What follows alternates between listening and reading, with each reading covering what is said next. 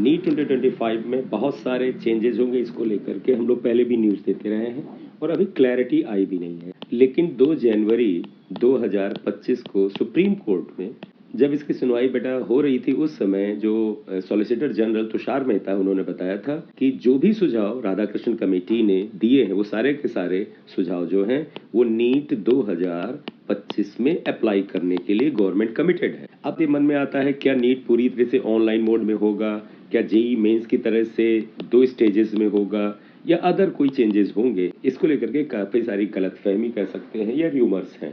Clarity नहीं है क्योंकि नोटिफिकेशन गवर्नमेंट की तरफ से ऑफिशियली अभी कोई नहीं दिया गया है। डिफरेंट प्लेटफॉर्म पर जो शिक्षा मंत्री धर्मेंद्र प्रधान है वो वक्तव्य देते हैं, उससे ये अंदाजा लगता है कि चेंजेस तो होंगे। इसी तरह से जो सुप्रीम कोर्ट की सुनवाई में छोटी मोटी जानकारी निकल के आती है उससे भी इन चीजों पर मोहर लगती है। ये जो आज का न्यूज है बेटे, वो इस चीज को क्लैरिटी देने के लिए है कि शिक्षा मंत्री धर्मेंद्र प्रधान जी के जो लेटेस्ट बयान है उससे लगता है कि नीट 2025 में सारे चेंजेस अप्लाई होने नहीं जा रहे हैं। यानी कि राधाकृष्णन कमेटी ने जो बहुत सारे इंपॉर्टेंट चेंजेस बताए हैं कि किया जाए नीट के तरीके में, नीट को कराए जाने के तरीके में, उसमें इमीडिएटली यानी 2025 में ही सारे के सारे चेंजेस इंप्लीमेंट नहीं होंगे। उसी से रिलेटेड न्यूज है, नीट 2025 पूरी तरह नहीं बदलेगा नीट का पैटर्न।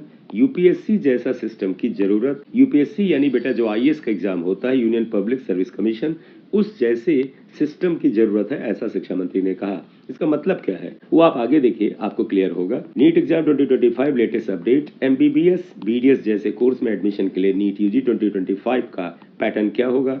शिक्षा मंत्री धर्मेंद्र प्रधान ने ये साफ कर दिया है कि इस बार नीट का नया पैटर्न मिलेगा, लेकिन ये भी कहा है कि ये कोई ट्रांसफॉर्मेशन नहीं होगा। उन्होंने एनटीए एग्जाम में यूपीएससी जैसे सिस्टम की बात की। अब आइए डिटेल में न्यूज देख लेते हैं। यूजी मेडिकल प्रवेश परीक्षा नीट 2025 पर ताजा अपडेट आया है। खुद केंद्रीय शिक्षा मंत्री धर्मेंद्र प्रधान ने इस बारे में बात की है। उन्होंने इस बात की पुष्टि की है कि एनईईटी यानी नीट यूजी 2025 का पैटर्न नया होगा, यानी पैटर्न में बदलाव तो होगा। इस परीक्षा में कुछ जरूरी बदलाव किए जाएंगे, कुछ जरूरी, ऐसा नहीं सब कुछ बदल जाएगा, जिन्हें इसी बार से लागू करने की तैयारी है।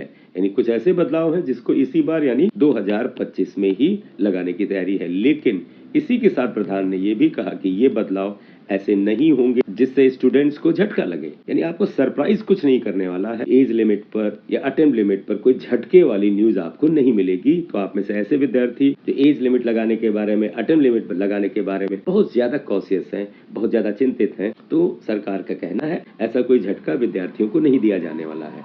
नीट एग्जाम 2025 में क्या बदलेगा, इस सवाल के जवाब में प्रधान ने आगे कहा कि राधाकृष्णन कमेटी ने जो भी सिफारिशें की हैं और नीट की पेरेंट मिनिस्ट्री यानी कि स्वास्थ्य मंत्रालय जो भी कहेगा हम वैसा ही करेंगे। मैंने पहले भी बताया था कि इसमें जो रिफॉर्म कमेटी के सुझाव हैं, इस पर स्वास्थ्य मंत्रालय का मोहर लगना बहुत जरूरी है, क्योंकि स्वास्थ्य मंत्रालय सारे के सारे सर्वे करके बताता है कि किस तरह के पैटर्न का बच्चों की मानसिक स्थिति, उनकी शारीरिक स्थिति और उनकी साइकोलॉजिकल कंडीशन पे क्या फर्क पड़ता है। इसलिए स्वास्थ्य मंत्रालय की रिपोर्ट बहुत इंपॉर्टेंट है। हेल्थ मिनिस्ट्री इस पर काम कर रही है। जल्दी ही नीट यूजी एग्जाम का फॉर्मेट 2025 के लिए तय कर लिया जाएगा, यानी जनवरी एंड में या फरवरी के फर्स्ट वीक में या सेकंड वीक तक जो भी चेंजेस होने, मेरा मानना है कि तब तक एक क्लियर कट नोटिफिकेशन आ जाएगा। ठीक है, तो इस दौरान उन्होंने एनटीए द्वारा ली जाने वाली परीक्षाओं में उजागर होने वाली गड़बड़ियों पर भी बात की। उन्होंने कहा नेशनल टेस्टिंग एजेंसी की परीक्षाओं में यूपीएससी यानी यूनियन पब्लिक सर्विस कमीशन जो सिविल सर्विसेज का एग्जाम होता है